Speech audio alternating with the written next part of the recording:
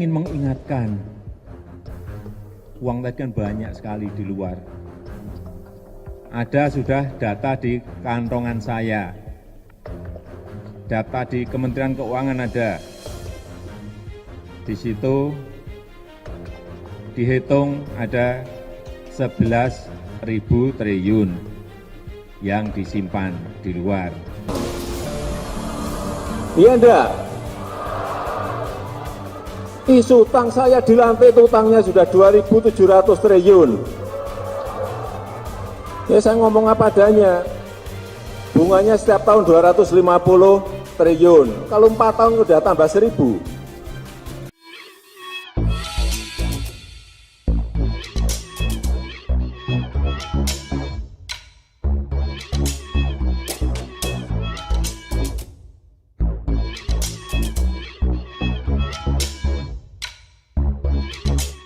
Tonton video ini sampai selesai agar Anda tidak gagal paham.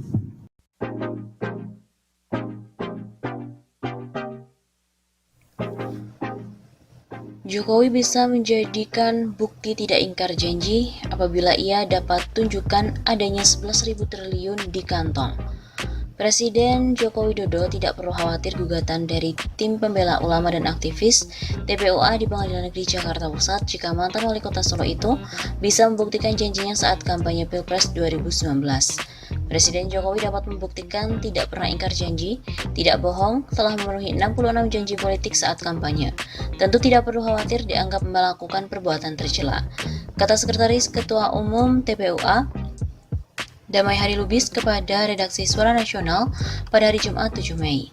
Kata Damai dalam sidang Pengadilan Jakarta Pusat, Presiden Jokowi tinggal membawa bukti-bukti telah menunaikan seluruh janjinya, termasuk bukti adanya data 11.000 triliun rupiah di kantong Presiden. Kami selaku penggugat juga hanya mohon pada majelis hakim yang mengadili perkara, bukan kami yang memutuskan. Karenanya dinamika gugatan sejognya disikapi biasa saja. Adapun jika kelak memang terbukti Presiden melakukan perbuatan tercela dan hal itu terkategori melakukan perbuatan melawan hukum, sebaiknya Presiden Jokowi mengambil inisiatif mengundurkan diri dari Presiden agar DPR RI tidak perlu menempuh mekanisme untuk menggunakan hak menyatakan pendapat yang berujung pemaksulan. Sebab dalam gugatan TPUA bukan hanya Presiden yang digugat, tapi juga lembaga DPR RI. Aktivasi ketentuan pasal 7A Undang-Undang Dasar 1945 tentu akan menimbulkan kegaduhan baik parlemen maupun di tengah rakyat. Mengambil inisiatif mundur dari jabatannya berarti Presiden Jokowi lebih mengutamakan kepentingan bangsa dan negara ketimbang ego pribadi. Damai juga mengatakan TPUA akan berkomitmen menempuh jalur hukum dan tidak akan mengambil upaya yang bertentangan dengan konstitusi. Karena itu, TPUA juga menghimbau pada istana untuk menempuh langkah yang sama. Biarkan pengadilan yang akan memutuskan perbedaan pandangan yang terjadi, termasuk adanya dugaan perbuatan melawan hukum berupa perbuatan tercela yang dilakukan oleh Presiden. Adapun keputusannya, mari kita hargai bersama-sama. Begitu pungkasnya.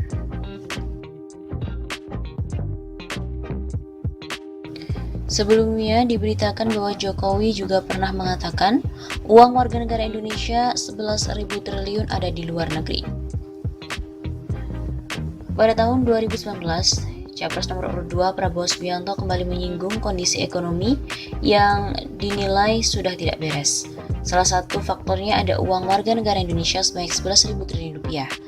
Pernyataan itu kemudian menjadi polemik yang diperdebatkan TKN Jokowi Dodo Ma'ruf, bahkan menantang Prabowo untuk memberikan data yang dimiliki ke Kementerian Keuangan. Sebenarnya data uang WNI yang ada di luar negeri yang disebutkan Prabowo juga pernah disampaikan oleh kompetitornya yaitu Jokowi. Kala itu Jokowi bilang data uang orang Indonesia yang ada di luar negeri berasal dari Kementerian Keuangan. Hal ini disampaikan oleh Jokowi dalam acara sosialisasi program pengampunan pajak atau tax amnesty di JI Expo Kemayoran Jakarta. Banyak sekali uang milik orang Indonesia di luar negeri. Ada data di kantong saya. Di Kementerian Keuangan, di situ dihitung ada 11.000 triliun rupiah yang disimpan di luar negeri. Di kantong saya beda lagi datanya, lebih banyak karena sumbernya berbeda. Dia mengatakan pemerintah akan membawa pulang kembali uang-uang itu lewat program tax amnesty, sehingga bisa membantu untuk membangun ekonomi di dalam negeri. Yang paling penting bagaimana uang itu bisa dibawa kembali ke negara kita, karena kita perlu partisipasi saudara sekalian untuk negara dan bangsa, kata Jokowi pada 10.000 peserta sosialisasi tax amnesty. Jokowi juga pernah menyebut data itu dalam acara sosialisasi tax amnesty. Saat itu ia mengatakan harta orang Indonesia yang disimpan di luar negeri sangat banyak. Namun mayoritas harta tersebut belum dilaporkan ke Ditjen Pajak. Beberapa tahun yang lalu dalam satu kesempatan Jokowi pernah menyinggung soal uang WNI yang parkir di luar negeri mencapai 11.000 triliun rupiah. Data yang ada di kementerian kurang lebih 11.000 triliun. Daftarnya ada di kantong saya.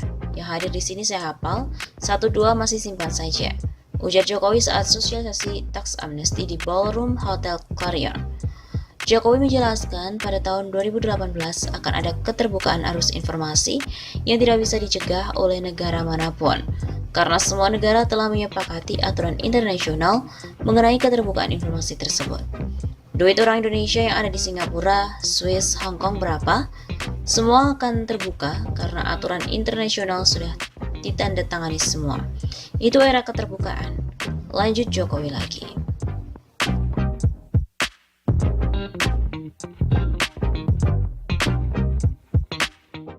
Jokowi diramalkan mewariskan hutang 10.000 triliun di akhir jabatannya.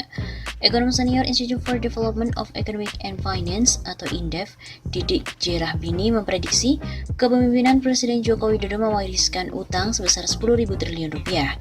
Tumpukan utang itu berasal dari utang pemerintah dan utang BUMN. Detailnya, utang pemerintah tercatat sebesar 6.361 triliun rupiah per Februari 2021. Sementara itu, utang BUMN tembus 2.140 triliun rupiah per kuartal 3 2020 lalu. Utang perusahaan plat merah itu terdiri dari utang BUMN non-keuangan sebesar 1.141 triliun rupiah dan BUMN keuangan 999 triliun rupiah. Dengan demikian, total utang pemerintah dan juga BUMN mencapai 8.501 triliun rupiah. Ini belum selesai pemerintahannya. Kalau sudah selesai diperkirakan bisa jadi 10.000 triliun rupiah utang di APBN. Ujarnya dalam diskusi bertajuk kinerja BUMN dan tumpukan utang pada hari Rabu 24 Maret.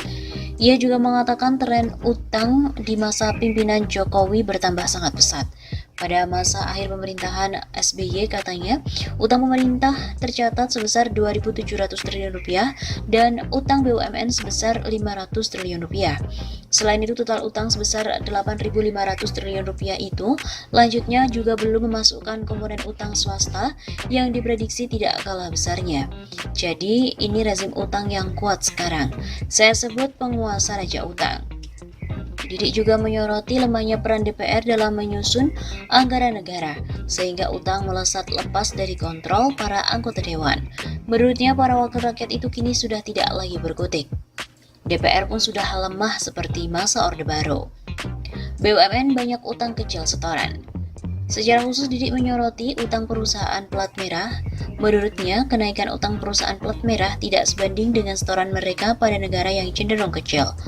Berdasarkan data Kementerian Keuangan yang dihimpun oleh INDEF, tercatat penerimaan negara bukan pajak atau PNBP atas laba BUMN 10 terbesar mayoritas berasal dari PT BRI Persero Tbk, di mana diperkirakan sebesar 11,8 triliun rupiah di tahun 2020 yang lalu. Kemudian, ada dari PT Bank Mandiri Persero Tbk sebesar 9,9 triliun rupiah. Kemudian PT Pertamina Persero 8,5 triliun rupiah, PT Telkom Persero Tbk 8 triliun rupiah dan PT BNI Persero Tbk 2,3 triliun rupiah.